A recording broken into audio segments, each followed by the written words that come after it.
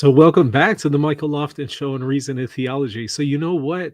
Today, I was planning on doing a very different video. I was going to talk about a book that was in a lot of medieval Catholic Bibles from the time of the 6th century until the Council of Trent. But after the Council of Trent in the 1500s is no longer in any Catholic Bible. And I was going to talk about what that book is, why it made its way into Catholic Bibles, why it's no longer there. We were going to talk about that New Testament book, but instead I decided, no, I need to address this one first, because as I was getting ready to do that show, I saw some breaking news here, and I didn't really expect this. I mean, we had heard some hints that something like this was coming down the pike, but we didn't really know until now. So yes, breaking news: the Vatican appears to be, well, it is going to release a document on November 4th on the role of the Virgin Mary in the process of salvation. And because of this, it's pretty obvious the Vatican is going to weigh in on the question of Mary as co-redemptrix in one way or another, which is very controversial. And different people are going to process the news differently. Some Catholics are going to be very happy about this. Others are going to be a little worried and upset. Protestants are certainly going to be eagerly watching the situation. And they tend to be very, very critical of the notion. Whereas, again, Catholics are kind of mixed on the question. Some are very much in favor of this, others are opposed to it. So they're just curious, what is the Vatican going to say on it? You know, popes recently have weighed in on the question with different perspectives. Some recent popes were in favor of the notion of Mary as co-redemptrix. Others were very critical of it. Others were somewhere in the middle. What is Pope Leo's perspective on this? How's he going to weigh in on it? You know, that's what we're going to talk about now. But before we dive in specifically to the news on this matter and look at the details, I want to remind you to hit the subscribe button and hit the like button. I'd really appreciate your support for the channel. So let me share the screen and let's talk about this document that's coming out November 4th, which I will be reviewing on November 4th when it comes out. So you need to hit the sub button so you know on November 4th when I go live. And of course, hit the bell for notification as well. Okay, so yeah, here it is. Vatican to weigh in on Mary's role in salvation with doctrine document on November 4th. So the notion of Mary as co-redemptrix. We don't know if the document is going to be in favor of it, against it, somewhere in between. We don't have an indication yet. We do know what some popes have previously said, and we're going to look at that here in a moment. But this is a dicastery document from the Dicastery for the Doctrine of the Faith, formerly known as the Holy Office. This is the doctrinal arm of the Vatican. It's likely going to be a magisterial document. It's likely not going to be issued merely in the name of the dicastery, which would make it technically non-magisterial. It's most likely going to be approved by the Pope and therefore part of his ordinary magisterium, therefore authoritative. How do we know that? Number one, I would venture to say that's going to be the case due to the nature of the document. And then number two, we know he recently met with him. And I suspect the reason why he met with him was for Pope Leo to approve in that private audience the document. Something very common. So whenever you see Fernandez, the head of that dicastery, meeting with the Pope, you know something's up, right? And it's usually a document is about to come out and the Pope is, you know, going to give the green light to it and give his approbation to it and approve it either in common or specific form. Okay, so the Vatican's doctrinal office announced Thursday, so today, that it will release a document on November 4th about titles of Mary that refer to her cooperation in the work of salvation, end quote. So this is the notion of Mary as co-redemptrix. What is this particular theological perspective? There's different interpretations of it, different views in Catholicism of it, but to one degree or another, it means that the Virgin Mary participated in the work of redemption, in the work of salvation.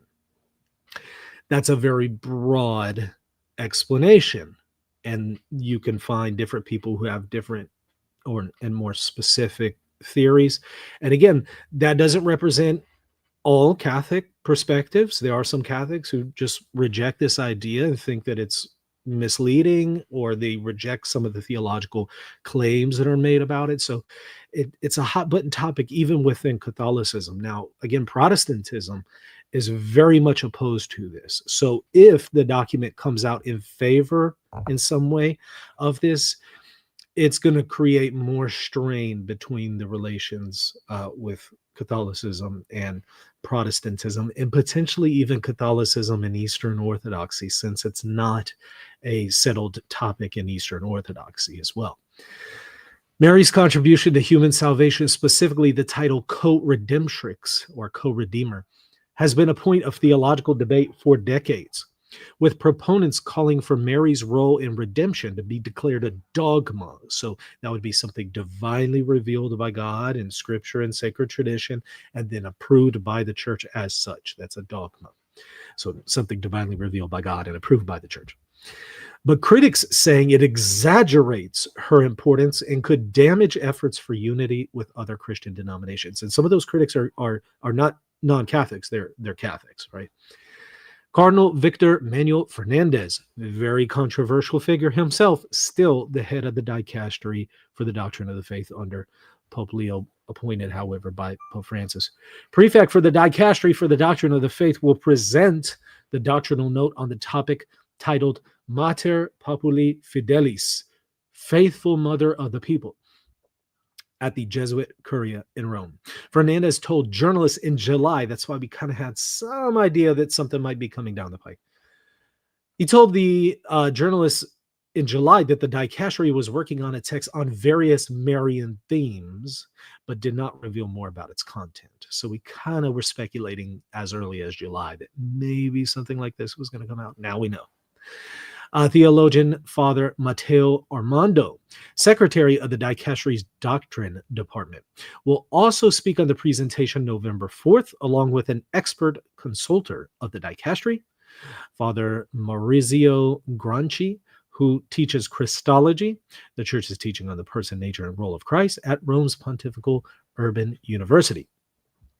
Recent popes have held varying positions on the use of the title Co-Redemptrix for Mary. In 2017, the International Marian Association submitted a request to Pope Francis for public recognition of the title of Mary as Co-Redemptrix with Jesus the Redeemer, one of the multiple petitions sent to the Vatican in the last century. But the Pope expressed his reservations about the title on more than one occasion during his pontificate. So Pope Francis wasn't a big fan of this title. He felt it was in fact misleading and an obstacle for unity with Protestants.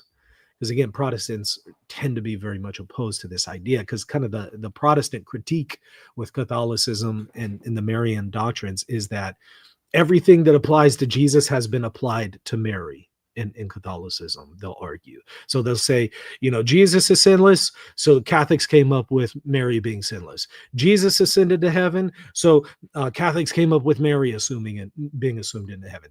Jesus is king, so Catholics came up with Mary being queen.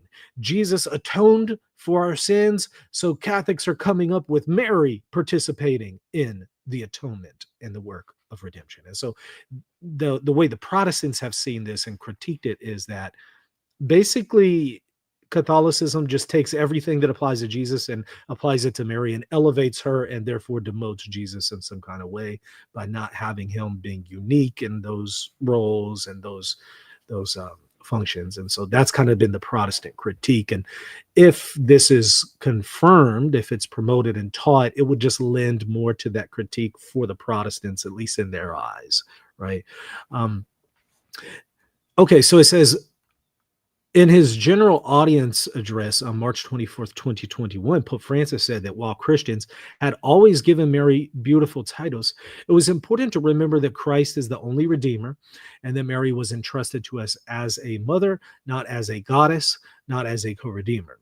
And of course, some Catholic critics critiqued the Pope and said he's equivocating on the term Redeemer. The way it's used of Mary is not the same as the way it's used of Jesus. And so there was some pushback there. As Cardinal Joseph Ratzinger, formerly when he was a cardinal, this is Pope Benedict XVI, before he was made Pope, in 2000, the year 2000, said that he thought the title Co-Redemptrix too far from Scripture and could cause misunderstandings about Christ's status as Redeemer. In fairness, though, wasn't that the objection at the Council of Nicaea to the term consubstantial with the Father? Weren't a lot of the council fathers at Nicaea objecting to the term of Jesus being consubstantial with the Father because it's too far from Scripture?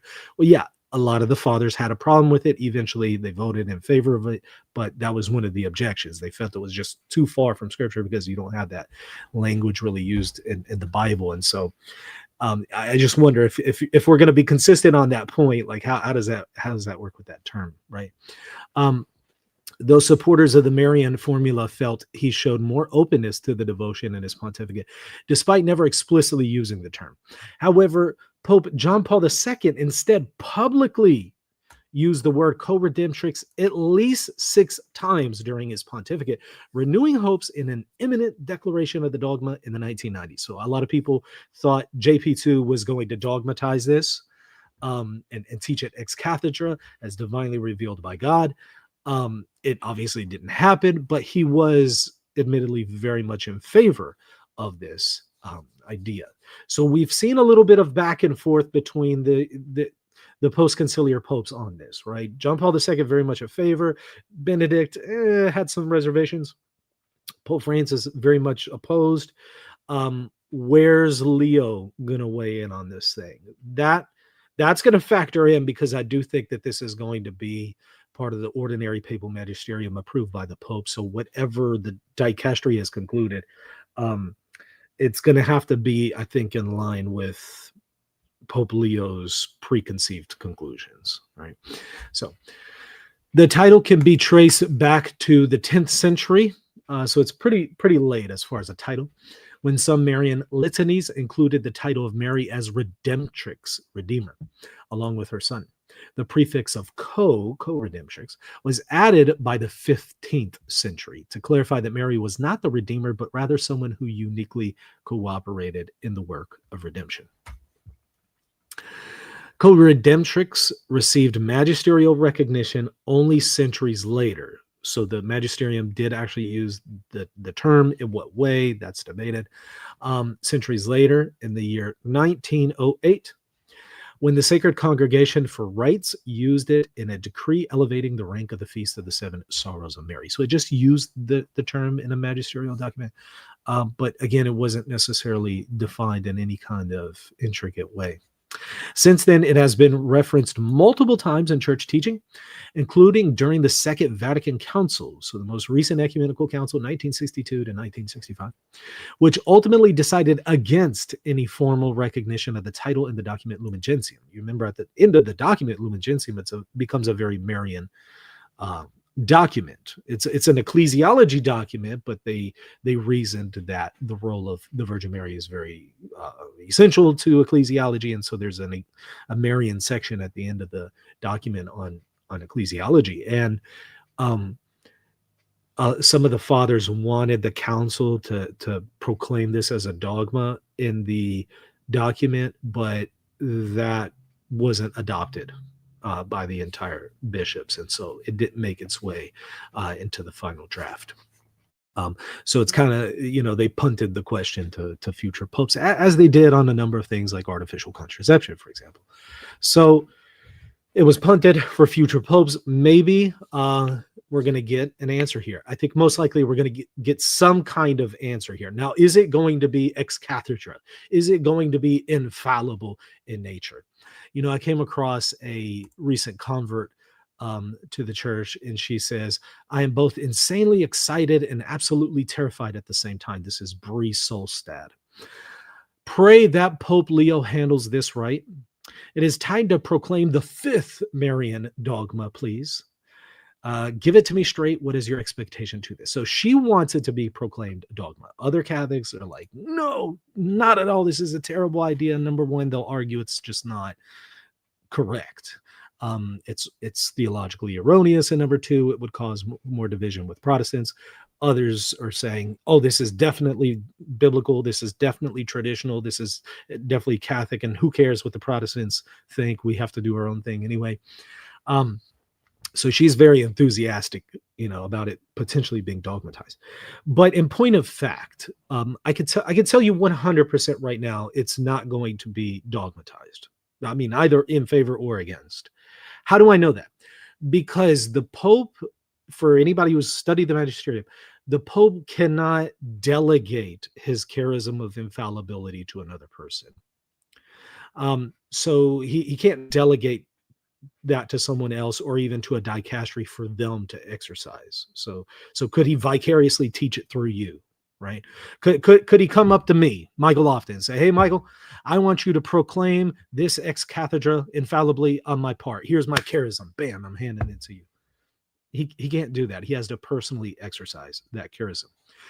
For the same reason, theologians will point out that he can't assign that to a dicastery. Now, there is kind of a workaround because technically what you could have is the dicastery write a document in his name in the first person, and then he just adopts it and makes it his own and puts his name on it, and and now problem solved, right? But if the document, which it's not going to be done that way, if the document is released as a dicastery document, which it will be, it can't exercise the charism of infallibility. So it won't be proclaimed as a dogma. I can just tell you 100% right now, that's not going to happen. Even if Pope Leo wants to dogmatize it, that's not how he's going to do it.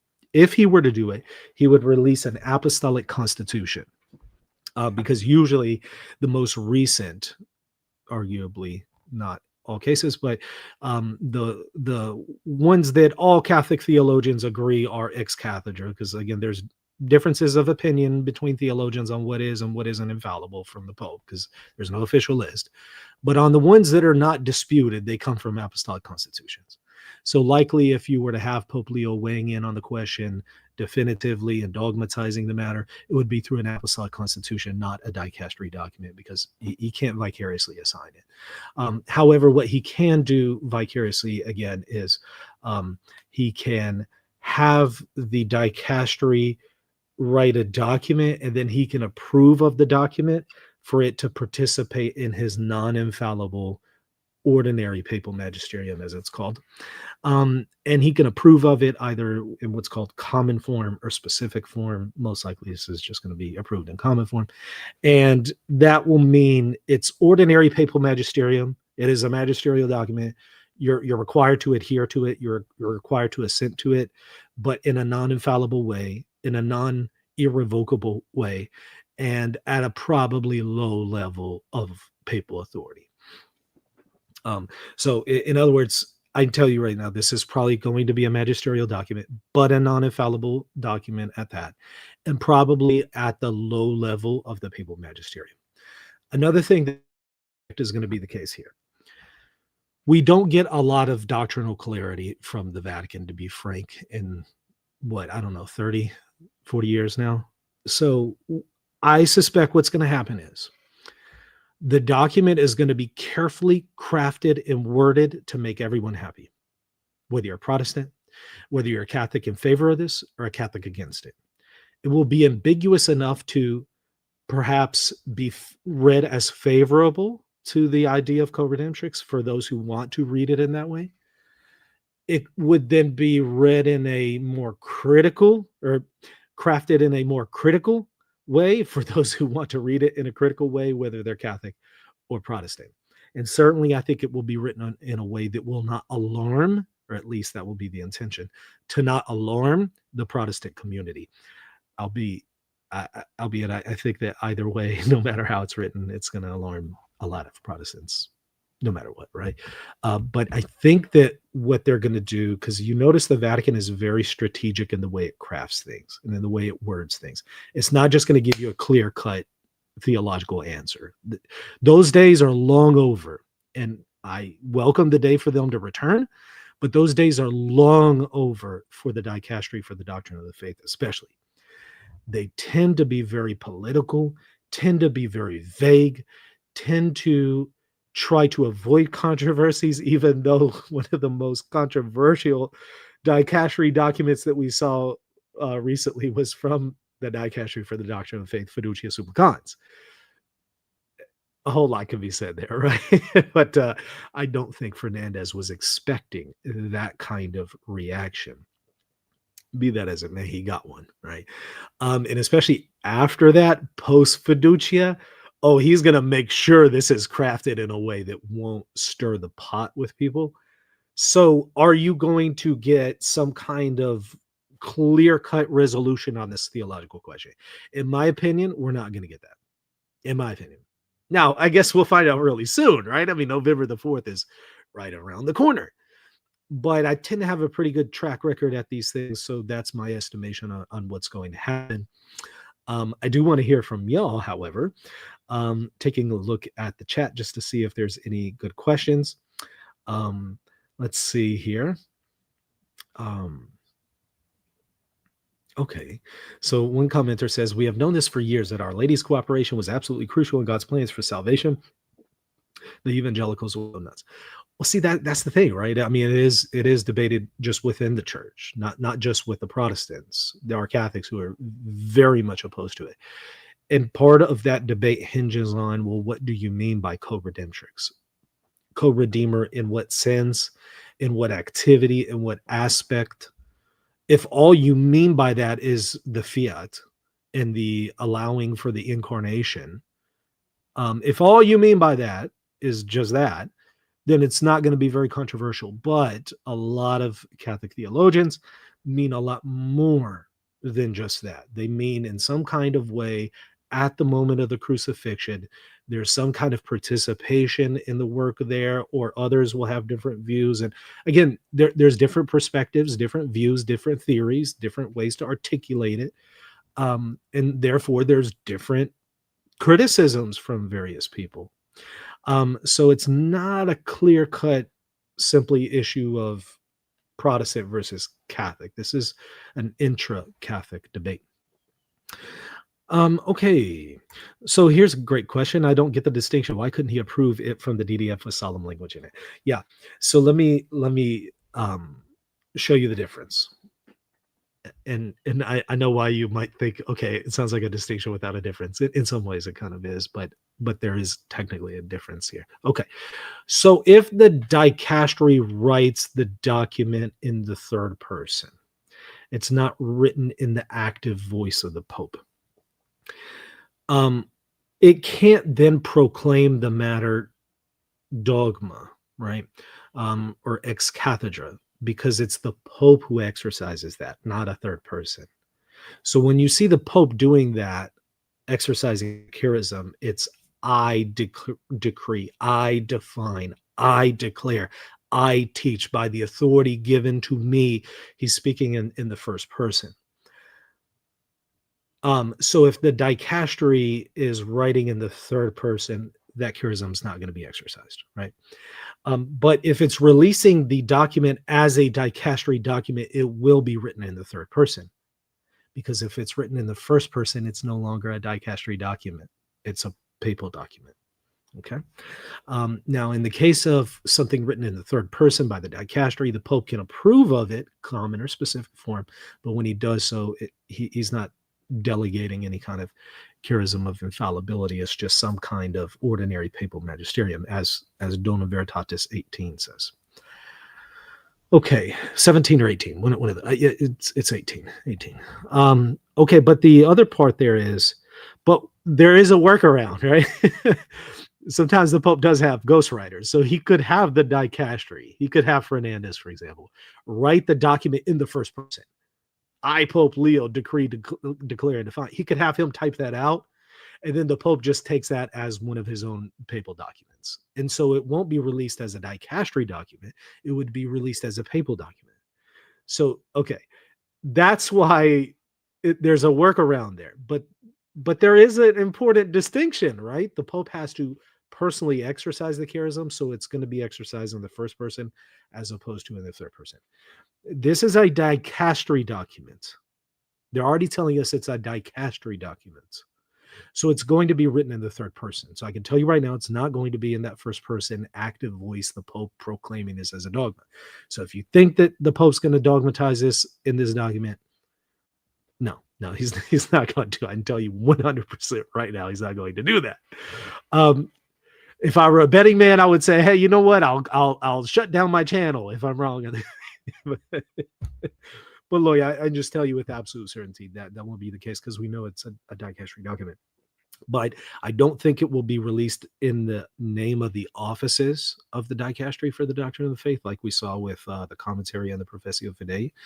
I think that you will have a papal approval to it, and it will be ordinary magisterium, because I don't see the Pope having the dicastery weigh in on a theological question like Mary's role in salvation without putting some kind of magisterial authority behind it. So in my estimation, it will be a dicastery document with papal ordinary approval. And so it will be kind of at the low level of ordinary papal magisterium, but it will be ordinary papal magisterium. It will require religious assent of intellect and will, and so on. That's most likely, in my opinion, what's going to happen. Okay, we'll find out soon, right? I mean, we got just a few days from now. What, 5 days? Okay. Thanks for answering my question. Yeah, very good question. The distinction makes sense now. Yeah. Okay. You know, if Leo's plan is to do this, it's actually a good sign. And I was feeling concerned he was to all the same. I can get behind respect all religions, and this means we strongly assert. I don't know what your comment says. Is it a good sign? Some will see it as a good sign. Some will see it as not necessarily a good sign. You know, I'm sure some would argue the Pope needs to leave this one alone. Just don't touch this one. This is a third rail. Don't address it. I understand why somebody might say that, because yes, it would.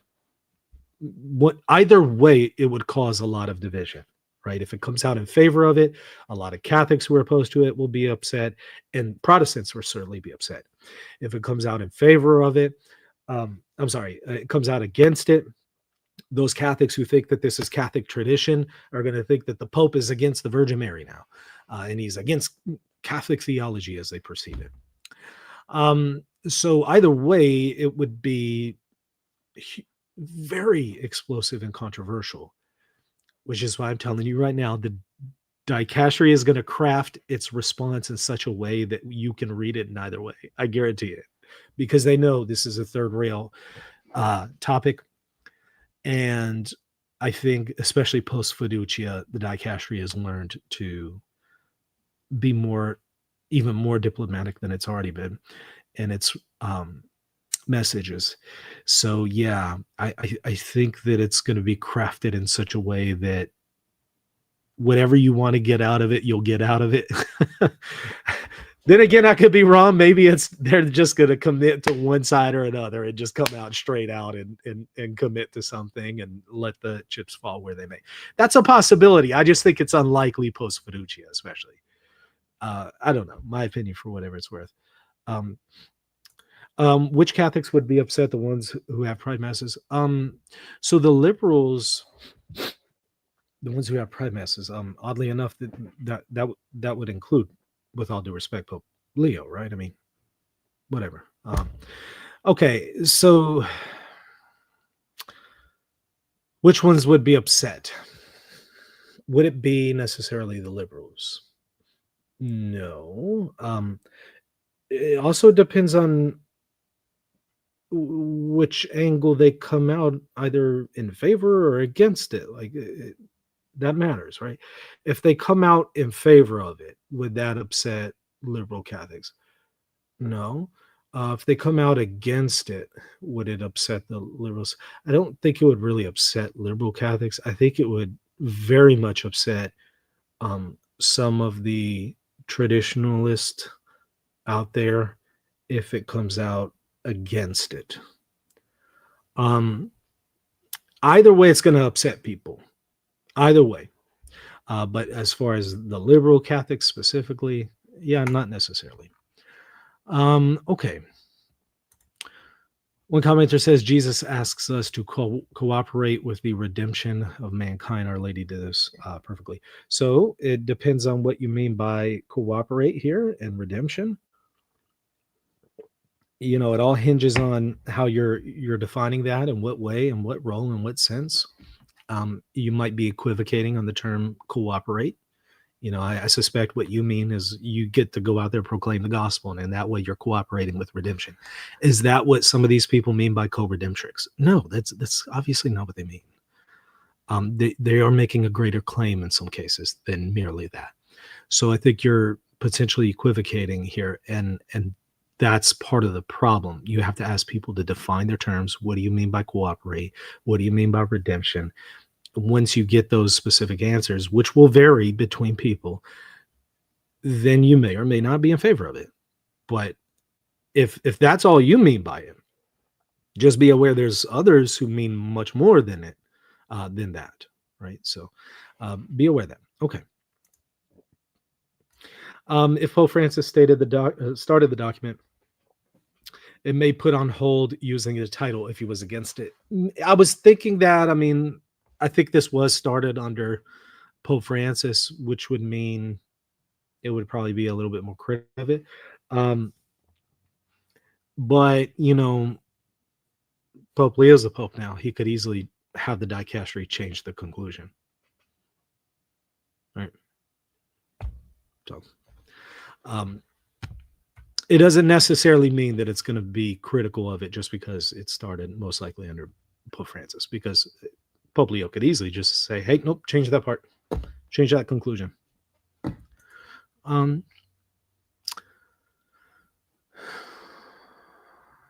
Good point, though. I think most trads I know are glued to papal authority.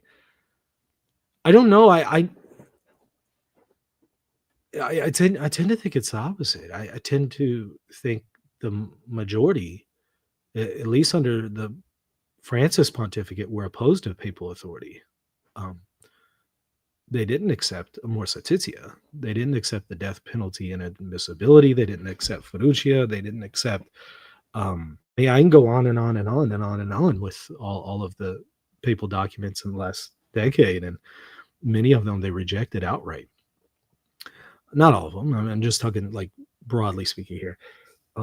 Has that changed under Pope Leo?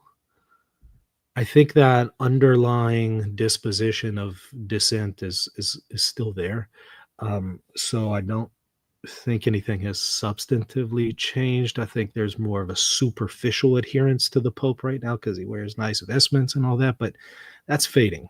That's fading very, very quickly. And I think they're in some cases, some of them are reverting back to that underlying disposition of dissent.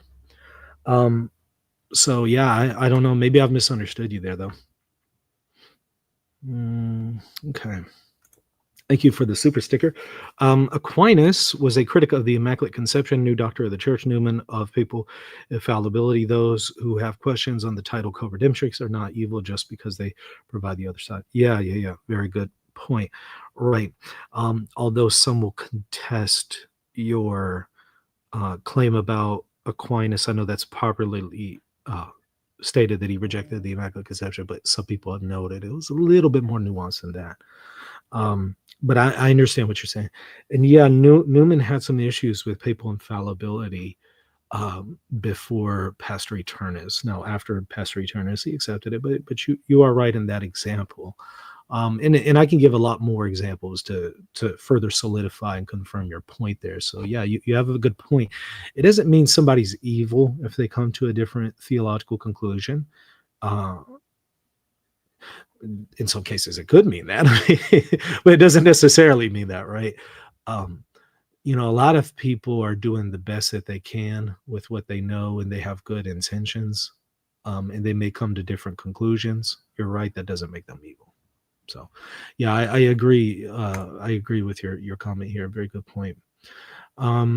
Okay, good clarification. I'm a very trad Catholic. I submit to the chair of Peter. Yes, many trads do. I'm talking just like broad strokes here, and of course we might be defining trad differently, right? Every faithful Catholic is a trad in one sense, right? Is a traditionalist. I mean, I don't think you could be a Catholic without not a Catholic of good standing without being traditional, right? So there's that sense where every Catholic is supposed to be a trad. Although people have sometimes started to use the term differently, um, of a group known as rad trads, right? So not necessarily those who are faithful to tradition, but pseudo traditionalists. So there's probably a disconnect in the way we're defining the term here. Okay. Okay, help me to understand what is happening with Co-Redemptrix. Well, just long story short, I mean, looks like in some way or another, either vaguely or clearly, the dicastery is going to weigh in on the question of Co-Redemptrix on November 4th. So we're waiting for that. Okay. By deeper understanding of Co-Redemptrix, do you mean the claim that there's no redemption without Mary? Um, so you're asking, what does one mean by co-redemptrix if they affirm co-redemptrix? Do they mean that there's no redemption without Mary? I think, well, again, it depends on who you're asking. I think most people would say there's a sense in which that's true, because without the yes, without the fiat, you don't have the incarnation. Without the incarnation, you don't have the atonement. You don't have the resurrection. All that. So they'll say in that sense, it depends on the participation of the Virgin Mary at the Annunciation. Others will say, no, there's a deeper sense. There's also cooperation taking place at the foot of the cross. And, it's prophesied by Simeon that a sword will pierce her heart and all that. And that's a reference to the crucifixion event. And in some kind of way, she was participating in the crucifixion event. And so,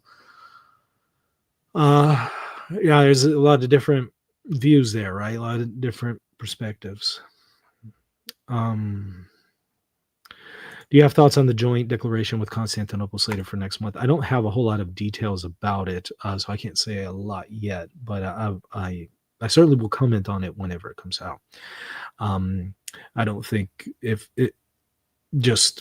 don't know a lot about it, but I can just tell you it's likely not going to resolve any kind of substantive disagreement between Catholicism and Eastern Orthodoxy. I mean, I can tell you that right now, but it will be some kind of nice gesture for mutual relations between the churches.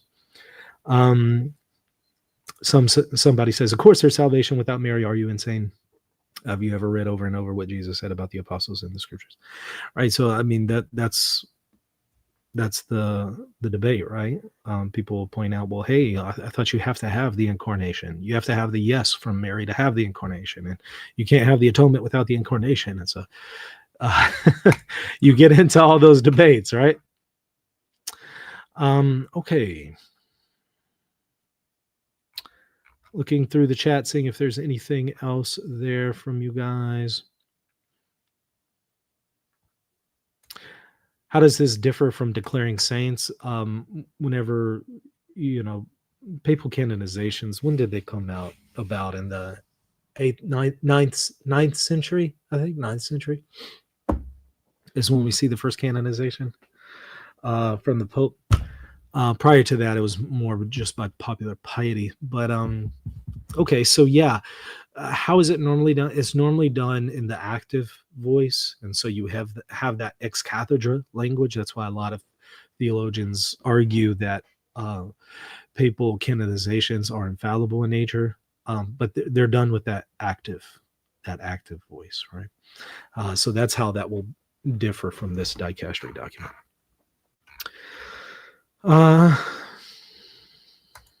Have you heard that women are united to God through Mary? I've never heard somebody say that. I can see why somebody would argue that all humans are united to God through Mary only in the sense that she agreed to the incarnation, and everyone's united to God at least passively and potentially through the incarnation. Although oddly enough, I was reading something from John Paul II yesterday where he seems to believe that all of humanity participates in the incarnation and also in the atonement and not in a merely passive way, but he believes in some sense everyone is already redeemed. It's really interesting perspective, and it may shed light on why he had Assisi and other statements that indicated salvation through other religions and stuff like that that I've discussed with y'all before. And so there's going to be like a debate on what he meant by that, but it seems that he held to some kind of view that, because he says whether they know it or not, they're participating in this work of redemption. And he's talking about the atonement and all that. Yeah, that's worth doing a show in and of itself. This is back when he was a cardinal, by the way. This was before he was pope, but it sheds light on his thought as pope, right? Okay. Comment for the algorithm. Somebody says, yeah, thank you. Appreciate you doing that. Okay. Another person says, look up redemption on New Advent, all about Jesus. Yeah, well, depends on how you're using the term redemption, right? There's a general sense in which you participate in the work of redemption when you proclaim the gospel to somebody, right? So just depends on what do you mean by that term. Thank you for this super sticker. Thanks, Mary cooperated with grace more than any other human being cooperating in redemption most, yet the use of can be so easily misunderstood as equally with Christ, but if the chair of Peter affirms, I will obey. Yeah, so again, like I said, there are different views. When you say the chair of Peter will affirm or deny, what do you mean the chair? Like, do you mean ex cathedra? Because I think that this is, like I said, I don't think it was going to be ex cathedra. But if you mean just the chair of Peter in some kind of ordinary papal magisterium sense, I think that you're going to see papal approbation behind the document. So you'll see the chair of Peter interacting with it in one way or another for sure. Okay. So he says, finally, some good news. I hope he says yes, but we'll accept any answer. You think it's good news. Others are going to think, oh, no. Prepare for impact. Just depends on who you ask. I think most mean ex cathedra when they say the chair of Peter.